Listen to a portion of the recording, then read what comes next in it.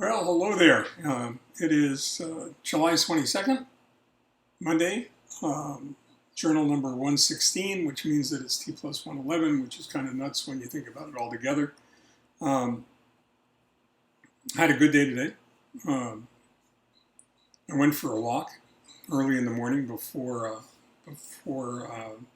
it got hot.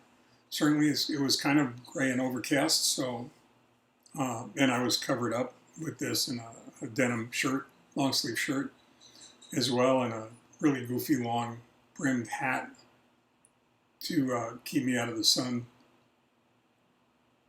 And managed to walk close to 3.25 miles, which is a lot more difficult here outside than it would be on a treadmill. Only in the respect that on the treadmill you can control the elevation, the pitch.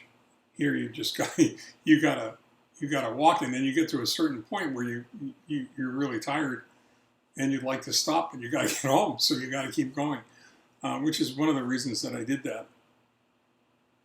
So that part of it was really good, and Leslie keeps asking me why I do that, and why do you keep pushing yourself? And I don't really have a good answer for her. It's my own neuroses. I don't know why. I suppose I keep pushing myself so that I know that I still can, and I'll continue to do that, I suppose. But it did feel good, and it's the goal is to start walking 5 kilometers, which is a little bit more than I walked today, but not much. And if you'll remember way back when Ryan challenged me to enter a 5K after he gave me his finisher's medal for Ironman Santa Rosa, and the idea being that I would get a medal for finishing the 5K, and then it would be my responsibility to challenge some other recovery patient to do the same thing, and then paying it forward that way, which I thought was a great idea. So this is going to be kind of an eclectic group of thoughts that we're going to go through today, because they're helping me. It's just talking about a lot of these things help a lot, and one of the things we're going to talk about is something that I talked about quite a bit, which was eat, drink, walk, or eat, walk, drink, whichever you prefer. The mantra that I still have after having left Duarte and Azusa to come home, because you have to. There's a lot of wisdom in that mantra. But before I do that, and I promise that I'll get back to it, I just wanted to show you something, because I'm really I don't know, lots of different adjectives to talk about. I'm really relieved, overjoyed, excited. See the book, physical book. Look at that, pages and everything. It's got words in it, lots of words. Maybe too many words, who knows? But after having listened to me talk about this for the better part of however long we've been doing this, this is a physical copy, first proof copy of Misfire, the book. And I'm really excited to have that done. We're going to be finishing up. There were a couple of things that we found when we looked at the physical copy that need attention, which is normally the case. That's why it's a proof copy, and that's why they give it to you. Well, they don't give it to you. You have to buy it. But it's a different issue.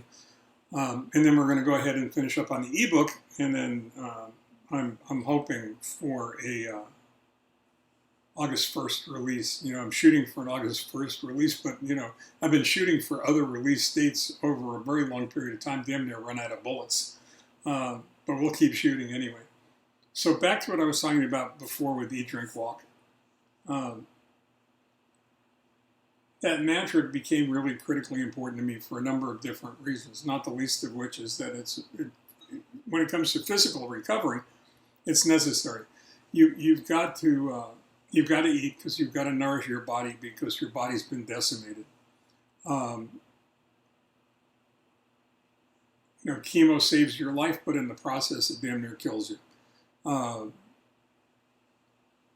what it doesn't do to all the mucus linings of your stomach and your throat and your esophagus and your lower intestinal tract and your upper intestinal tract.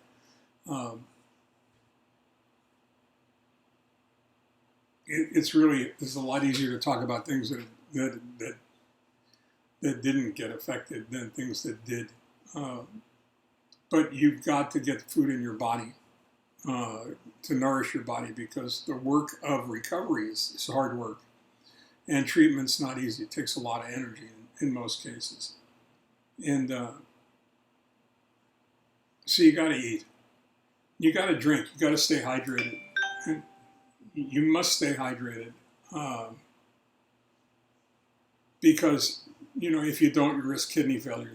Not just from the chemo that they gave you, but from the medications that you're taking in order to restore your body to some kind of a normative level of performance. So you've got to drink. Hence you'll never see me without being too far away from a water bottle. It goes with me everywhere they will allow me to bring it in.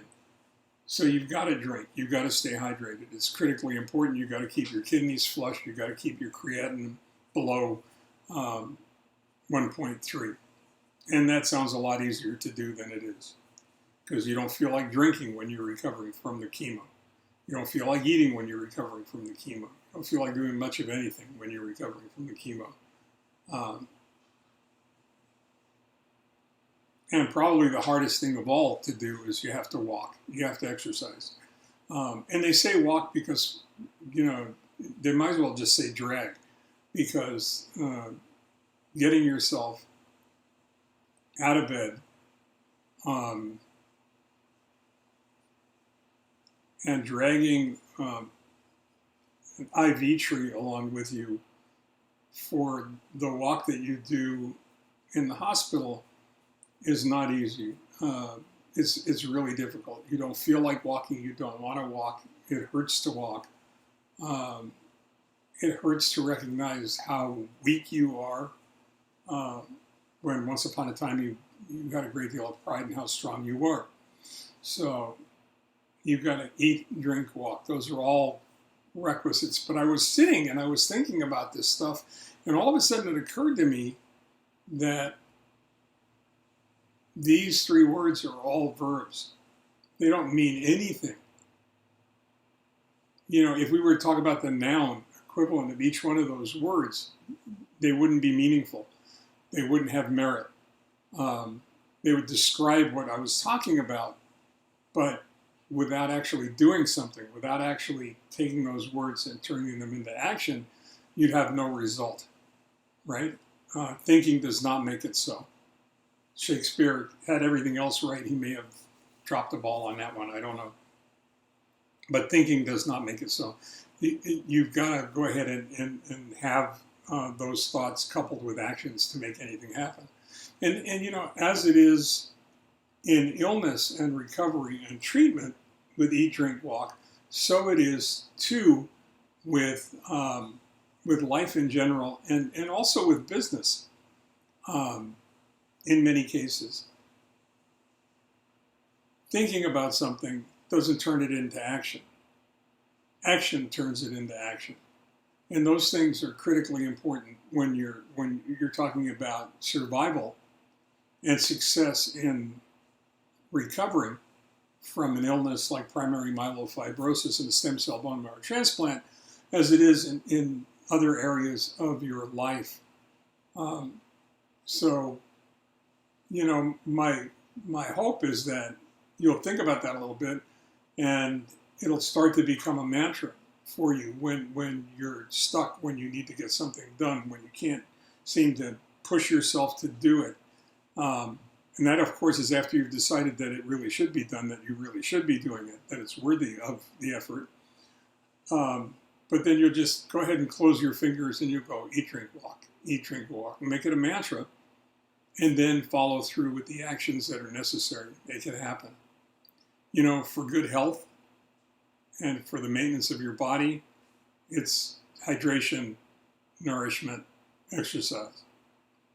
But, those things can be translated very easily into elements of business success. Drink, walk, make it a mantra, stay well, take care, and we'll follow up with this again tomorrow. And I apologize because something was going very strangely wrong with the computer, but I can't really tell you what that is. So stay well, take care. We'll talk again tomorrow. Thank you.